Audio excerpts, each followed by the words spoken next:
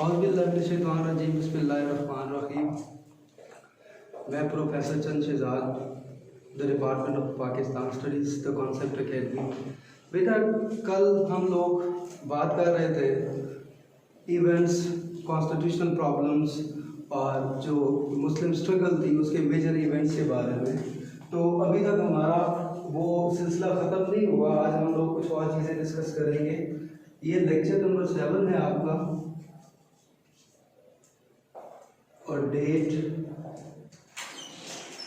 13/6/2020। बेटा, हम लोगों ने कल डिस्कस किया कि मेजर इवेंट्स क्या थे, जिसमें मैंने आपको बताया कि सेकेंड वर्ल्ड वॉर शुरू हुई। सेकेंड वर्ल्ड वॉर शुरू होने के बाद कायदे आज़म ने अब ये क्यों किया था, क्योंकि सब कॉन्टिनेंट में ब्रिटिश रूल के ख़िलाफ़ मुसलमानों की ये कोशिश थी और हिंदुओं की भी ये कोशिश थी कि to create the pressure on the British government, यानी बरतानवी हुकूमत पर प्रेशर डेवलप करना ज़्यादा से ज़्यादा। इसीलिए जब उन्होंने क्रिप्स मिशन प्लान भेजा तो इन्होंने रिजेक्ट कर दिया। और इसी दौरान गांधी जना टॉक हुई और गांधी जना टॉक में हम लोगों ने कोशिश किया कि मैं आपको बता दूं कि गांधी ने कायदे आज़म को कन्विंस करने की कोशिश की कि चलें पहले हम लोग मिलकर आज़ादी के लिए स्ट्रगल करते हैं, उसके बाद हम लोग इस बात का फैसला करेंगे कि आया हम लोग अलग अलग अगर रहना चाहते हैं तो हम आपको अलग कर देंगे, वरना हम लोग जैसे पहले से इकट्ठे रह रहे थे वैसे ही रहेंगे। So Quaid Azam didn't clear the discussion of Gandhi और उन्होंने उसको चीटिंग, हाइपोक्रेसी और कनिंगनेस, जो धोखा, मकारी और झूठ पर मबनी एक गुफ्तगू करार दिया। उसके बाद एक इवेंट हमारा मिस हुआ था, वो 1945 में शिमला कॉन्फ्रेंस हुई थी। वो कॉन्फ्रेंस हमारी मिस हुई, वो बुक में मौजूद है। कुछ ऐसे इवेंट्स जो बुक में मौजूद नहीं थे वो आप लोगों ने लाजमन देखने हैं। आज हम लोग क्रिएशन ऑफ पाकिस्तान के बाद, जैसे मैंने आपको कल बताया था कि after the creation of Pakistan what are the major events, struggle of the Muslims, ठीक है, कि मुसलमानों की स्ट्रगल क्या रही, प्रॉब्लम्स क्या क्या है, जो मेजर इवेंट्स थे वो क्या रहे, मार्शल लॉ कब इम्पोज हुए, वो सारी चीज़ें मेजर हम लोग डिस्कस करेंगे। उशर का निज़ाम कब राइज किया गया, तो ये आपकी बुक में मौजूद हैं। लेकिन ये सारी चीज़ें जब आप लोग इकट्ठी याद कर लेंगे तो जाहिर है जब हम लोग टॉपिक की तरफ आएंगे, क्योंकि ये एक प्रॉपर टॉपिक बना हुआ है, तो हम लोगों ने इसके साथ जो है वो क्रिएशन ऑफ पाकिस्तान के बाद जो मेजर इवेंट्स हुए हैं उनको भी मैंने साथ अटैच कर दिया है ताकि आप लोगों के लिए ज़्यादा आसानी हो जाए। तो आपको सबसे पहले ये पता होना चाहिए कि इंडिपेंडेंस ऑफ पाकिस्तान, ये तो आप शुरू से पढ़ रहे हैं, इंडिपेंडेंस ऑफ पाकिस्तान यानी कि पाकिस्तान की आज़ादी पाकिस्तान को हम लोग देखेंगे जो कि 14 अगस्त 1947 को 1947 को पाकिस्तान वाज़े वजूद में आया। उसके बाद डेथ ऑफ कायदे आज़म रहमतुल्लाह अलैह,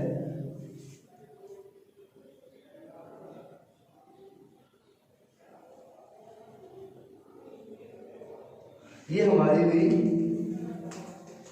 1948 में 11 सितंबर को। सितंबर लिखने की जरूरत नहीं है, आपको ये याद होने चाहिए। उसके बाद यहाँ पर जो ऑब्जेक्टिव रेजोल्यूशन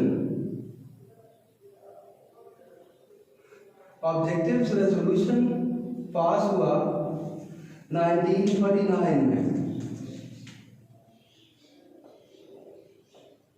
यानी कि जब पाकिस्तान बना था तो कायदे आज़म को बहुत ज़्यादा रिगार्ड किया जाता था, लोग बहुत पसंद करते थे आपकी पर्सनैलिटी को, क्योंकि आपकी पर्सनैलिटी बहुत ट्रांसपेरेंट थी, लोग आप पर एतमाद करते थे, लोग आपकी बहुत ज़्यादा इज्जत करते थे। तो इसलिए पाकिस्तान जब बना तो उस वक्त भी उलमा किराम की तरफ से कुछ एतराज़ात आए, क्योंकि कानून आज़ादी हिंद जो है उसमें बहुत क्लियरली ये कहा गया कि नई बनने वाली जो रियासतें हैं जब तक वो अपनी आइन साजी नहीं करेगी, यानी कि कॉन्स्टिट्यूशन नहीं बनेगा, तब तक वो 1935 एक्ट को ही फॉलो करेगी। तो लिहाजा उस पर चंद उलमा इकराम की तरफ से एतराज़ात आए, डेफिनेटली आने भी चाहिए थे, क्योंकि पाकिस्तान इस्लाम की बुनियाद पर हासिल किया गया। और यहाँ पर जो है वो 1935 का एक नॉन मुस्लिम यानी अंग्रेज़ों ने बनाया था, तो उन्होंने इतराज़ किया तो कायद-ए-आज़म ने कहा कि पाकिस्तान की कॉन्स्टिट्यूशनल असम्बली जो है वो हम लोगों ने बना दी है, इंशाअल्लाह करीब हमारा आइन बन जाएगा। लेकिन हमारा आइन बनने में फिर भी बहुत वक्त लगा। तो नेक्स्ट जो हमारा आएगा वो आएगा सीटो एंड सेंटो। सीटो और CENTO pact. SEATO CENTO pact 1954-55 पे सीटो और सेंटो पैक्ट साइन किए गए। बुनियादी तौर पे सीटो और सेंटो पैक्ट जो थे, दीज आर मिलिट्री पैक्ट्स, ये मिलिट्री पैक्ट थे और इसका मकसद ये था कि जो दो बिग पार्ट्स थे यानी कि अमेरिका उस वक्त और दूसरा जो था वो रशिया था, यूएसएसआर कहा जाता था उस वक्त, उसका नाम सोवियत यूनियन था। तो सीटो और सेंटो पैक्ट किए गए। सीटो और सेंटो पैक्ट का ये मतलब था कि वो एक लॉबी बनाना चाहते थे, नए आज़ाद होने वाली जितनी भी रियासतें थी, जितने भी ग्रुप, उनको एक ग्रुप की शेप में बना के अपनी ज़्यादा से ज़्यादा जो पावर है उस पावर में अपने आप को स्ट्रॉन्ग करना, ये मकसद था। तो सीटो और सेंटो पैक्ट जो थे, these are the military pacts, अपने आप को स्ट्रॉन्ग करने के लिए। और इसको कोल्ड वॉर का दौर भी कहा जाता है। अमेरिका, अब जब पाकिस्तान आज़ाद हुआ तो रशिया ने पाकिस्तान को दावत दी, पाकिस्तान के प्राइम मिनिस्टर को, कि आप रशिया आएँ। अमेरिका ने भी दावत दी कि आप अमेरिका आएँ। तो जो लियाकत अली खान थे वो रशिया की इस ऑफ़र को, इस इन्विटेशन को रिजेक्ट करके अमेरिका चले गए थे। तो फिर अमेरिका के अलाइ बन गए, यानी कि हमने अमेरिका से इत्तेहाद किया क्योंकि वो सोशलिज्म को प्रमोट करता था और रशिया जो था वो कैपिटलिस्ट था।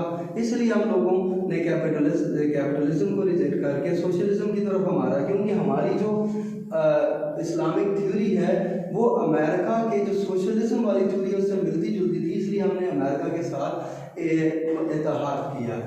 सीटो और सेंटो के बाद 1956 में पाकिस्तान का फर्स्ट कॉन्स्टिट्यूशन, यानी कि कॉन्स्टिट्यूशन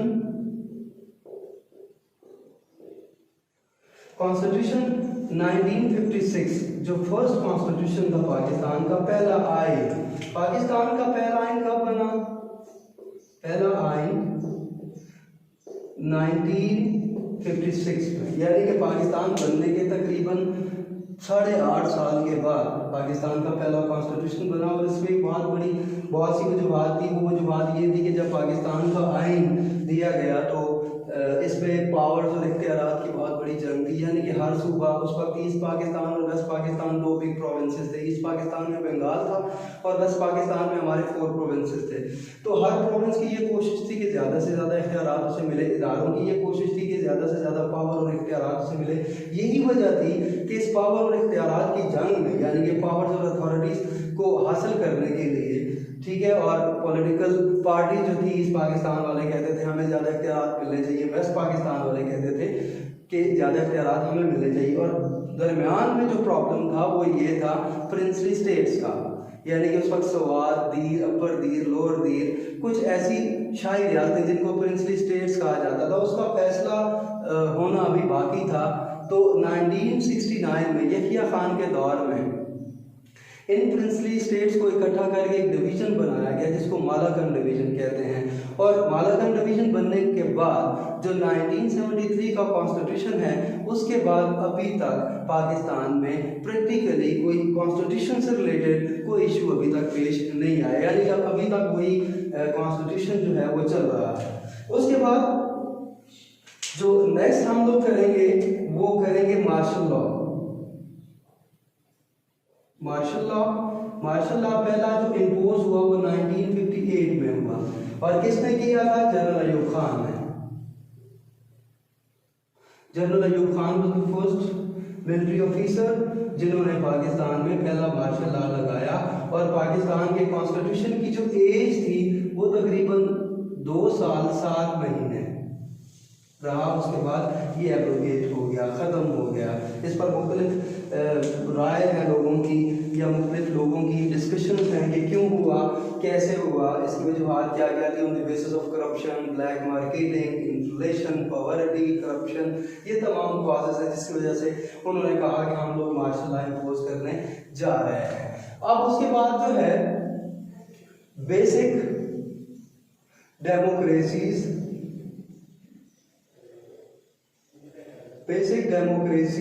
सिस्टम, इसे उर्दू में बुनियादी जमहूरियतों का निज़ाम कहा जाता है। ये 1959 में इम्पोज हुआ।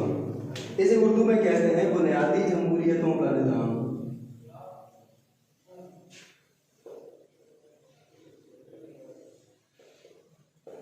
आप इसका मैं थोड़ा सा आपको तारुफ करवा दूं। बुनियादी जमहूरियतों का निज़ाम इसको इसलिए कहा जाता है क्योंकि उस वक्त ईस्ट पाकिस्तान और वेस्ट पाकिस्तान अलग नहीं हुए थे, इसलिए बेसिक डेमोक्रेसी सिस्टम लॉन्च किया गया। और इसका मकसद ये था कि इसके टोटल नंबर ऑफ जो इलेक्टोरल कॉलेज था वो 80,000 थे। 80,000 थे, यानी कि 80,000 is equal to 40,000 East Pakistan से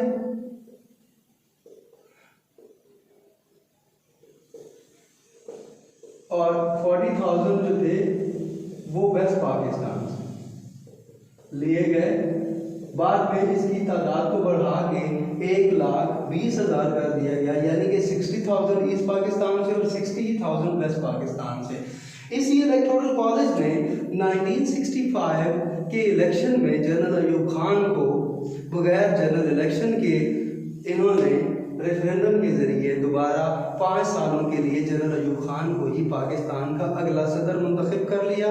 अब क्राइसिस इस बात पर डेवलप हुए कि उस वक्त जनरल अयूब खान के मद्दे मुकाबले यानी कि कम्पिटेटिव जो पार्टी थी वो मोहतरमा फातिमा जना थी, who was the sister of कायद आज़म रहमतुल्लाह अलैह, and she was the most popular personality of Pakistan, जिन्होंने पाकिस्तान जंग आज़ादी में और पाकिस्तान बनने के लिए बहुत ज़्यादा जद्दोजहद की, अपने भाई के साथ रही, इसलिए वो बहुत पॉपुलर पर्सनालिटी थी। तो लोग इससे डिसअपॉइंट हुए और डिसअपॉइंट होने के बाद आहिस्ता आहिस्ता जनरल अयूब खान, दूसरा जनरल अयूब खान का प्राउड भी था, वो एक नाखुदा अपने आप को कहलवाना उसने शुरू कर दिया था कि he was the personality who was unbeatable, यानी कि वो एक ऐसी शख्सियत है जिसको हराया नहीं जा सकता। तो फिर लोगों ने उसके खिलाफ बगावत शुरू कर दी और आहिस्ता आहिस्ता एक जो है वो कमेटी बनाई गई, कमेटी तश्कील दी गई। उसी कमेटी के 17 रुकनी मेंबर्स पर वो कमेटी मुश्तमिल थी। उसी 17 रुकनी मेंबर्स ने उसकी असेंबलीज को डिसॉल्व कर दिया। ठीक है, अब नेक्स्ट जो है 1960 में इंडस वाटर ट्रीटी, यानी कि इसे उर्दू में सिंध ताश का मुआहदा कहा जाता है। सिंध ताश मुआहदा जो है वो पाकिस्तान और इंडिया के दरमियान हुआ, 1960 में हुआ, यानी कि 1960 में हुआ। अब ये जो मुआहदा था इसका मकसद क्या था? इस मुआहदे का मकसद ये था क्योंकि इंडिया ने शुरू ही से पाकिस्तान को आड़े हाथों लिया। पाकिस्तान बनने के बाद इकोनॉमिकल, पॉलिटिकल और बहुत से क्राइसिस जो है वो डेवलप हुए। तो उनकी कोशिश ये थी कि पाकिस्तान अपने आप को ज़्यादा से ज़्यादा डेवलप ना कर सके, इसलिए उन्होंने बहुत सी कोशिश की कि पाकिस्तान को किसी भी तरीके से जो अकेले रिपोर्ट एक लिखी गई after the creation of Pakistan. तो जो ओकेलिक थे उन्होंने ब्रिटिश पार्लियामेंट को ये लिखा था कि इंडियन पॉलिटिशियन एंड गवर्नमेंट ये नहीं चाहती कि पाकिस्तान इस्टेब्लिश हो, ठीक है, और उन्होंने मेरे काम में भी मुदाखलत करने की और रोड़े अटकाने की कोशिश, ये ओकेलिक रिपोर्ट में उन्होंने लिखा। क्योंकि उस वक्त पाकिस्तान और इंडिया आज़ाद हो चुका था, तो ओकेलिक रिपोर्ट पर इतनी ज़्यादा तवज्जो नहीं दी गई क्योंकि हिंदू बहुत ज़्यादा एक्सट्रीमिस्ट थे, तो अंग्रेज जो है वो एक्सट्रीमिज्म को अवॉइड करते हैं। तो इंडस वाटर ट्रीटी जो है सिंध ताश मुआहदा 1960 में हुआ। किसके दरमियान हुआ? अयूब खान और नेहरू के दरमियान। अयूब खान और नेहरू के दरमियान, थोड़ा सा इंट्रोडक्शन देख लें। एंड नेहरू उस वक्त जिंदा थे, उसके दरमियान हुआ।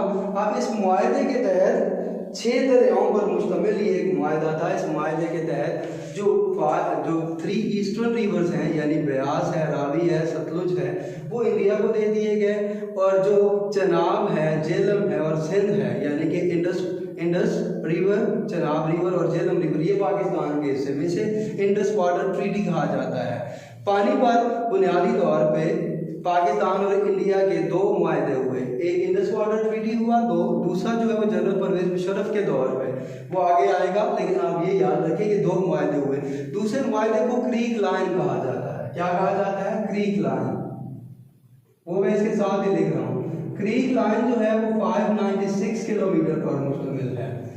पाकिस्तान में रनकुच का और वहाँ इंडिया से काठियावाड़ का इलाका, यानी कि इंडिया की तरफ से काठियावाड़ और पाकिस्तान की तरफ से रन ऑफ कुच का इलाका, इसके दरमियान 596 किलोमीटर यानी कि अरेबियन सी के ऊपर 596 किलोमीटर की एक लाइन खींची गई। उस लाइन के तहत वो एरिया जो है वो इंडिया के हवाले कर दिया गया और ये एरिया पाकिस्तान के हवाले कर दिया गया। लेकिन पाकिस्तान और इंडिया दोनों इस मुआहदे को तस्लीम नहीं करते, लेकिन ये मुआहदा हुआ है। जनरल परवेज मुशर्रफ जब शौकत अजीज जो थे वो पाकिस्तान के प्राइम मिनिस्टर थे, उस वक्त ये मुआहदा हुआ था। उसके बाद जो है जो मेजर इवेंट्स हैं वो सबसे पहले पाक इंडो वार कब हुई? 1965।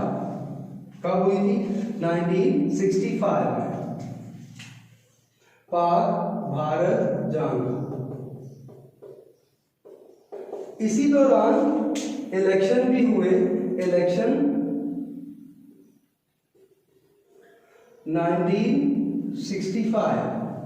1965 में ही इलेक्शन भी हुए। उसके बाद नेक्स्ट जो है वो 1971 वॉर, जो हमारी बुक में मौजूद है, हम उसी को फॉलो करेंगे। अब 1969 में मालाकन डिवीजन भी बना।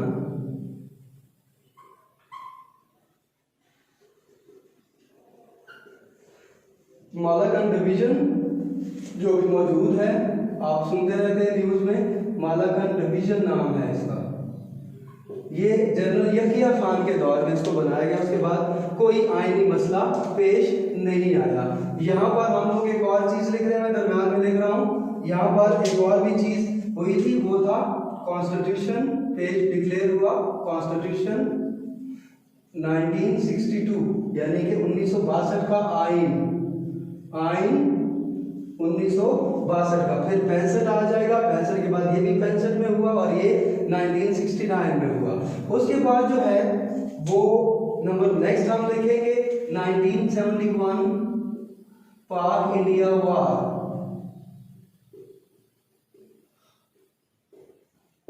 अब इस टाइम में तो चाइना ने पाकिस्तान को फुली सपोर्ट किया, क्योंकि 1962 में लद्दाख में 1961 में आई थिंक लद्दाख में इंडिया और चाइना के दरमियान क्राइसिस डेवलप हुए बॉर्डर एरियाज में। लद्दाख के मकाम पर जिस पर चाइना ने एक बहुत क्विक मिलिट्री एक्शन करते हुए इंडियन फौज को वहाँ से भगा दिया, तो इंडिया के और चाइना के क्राइसिस चल रहे थे। चुनाचे जब 1965 की वॉर हुई तो उसमें चाइना ने पाकिस्तान की खुल्ला हिमायत की, सपोर्ट की, क्योंकि उस वक्त चाइना जो है यूनाइटेड नेशन का मेंबर नहीं बना था। आपको ये याद रखना चाहिए कि after 21 or 2 years China become the member of United Nations। उसमें भी पाकिस्तान की बहुत सी काविशें हैं, बहुत सी कोशिशें हैं कि 1970 और 71 में जब एक अमेरिकन सेक्रेटरी जो फॉरेन सेक्रेटरी थे वो पाकिस्तान जब आए थे, तो यहाँ से एक अर्जेंट उन्होंने फ्लाइट पकड़ी और चाइना चले गए और उनको यूनाइटेड नेशन की मेंबरशिप ऑफर की। तो चाइना जो है वो 1971 में यूनाइटेड नेशन का मेंबर बना। यही वजह थी कि जब 1971 की वार, अक्सर इसलिए बता रहा हूँ क्योंकि अक्सर स्टूडेंट ये लिख देते हैं कि चाइना सपोर्टेड पाकिस्तान इन 1965 और 1971 वार, दोनों में चाइना ने इमदाद नहीं की थी, हेल्प नहीं की थी। 1965 में तो उन्होंने पाकिस्तान को बिल्कुल ओपन इंडिपेंडेंटली हेल्प किया, लेकिन 71 में क्योंकि जब वो यूनाइटेड नेशन का मेंबर बना तो उस पर अमेरिका ने कुछ पाबंदियां आयद की, तो 1971 की वॉर में उन्होंने पाकिस्तान को सपोर्ट नहीं किया। उसके बाद जो है 1973 कॉन्स्टिट्यूशन, 1973 का कॉन्स्टिट्यूशन इसके बाद आया जो अभी तक मौजूद है। 1973 कॉन्स्टिट्यूशन ये आपके बुक में भी मौजूद है, इसलिए मैं बताता जा रहा हूँ साथ साथ। यानी कि 1973 का आइन 1973 या 1973 का दस्तूर, इसे दस्तूर भी कहते हैं, आइन भी कहते हैं, ठीक है, और मुसव्विदा भी कहा जाता है, ठीक है। अब इसके बाद जो है 1974 में इंडिया एटॉमिक ब्लास्ट 1974 में इंडिया ने एटॉमिक ब्लास्ट किए और खुद को एक एटमी मुल्क साबित किया। अब इसमें रोल क्या था? इसमें अमेरिका उसको सपोर्ट कर रहा था, अमेरिका इस पर खामोश रहा, लेकिन जब पाकिस्तान ने फ्रांस के साथ मुआहदा किया तो उस मुआहदे की मुखालफत अमेरिका ने भी की। वो मुआहदा हुआ किसके साथ था? वो मुआहदा था पाकिस्तान और फ्रांस के साथ, ठीक है। एटॉमिक प्लांट पर एक मुआहदा हुआ था बिटवीन पाकिस्तान एंड फ्रांस।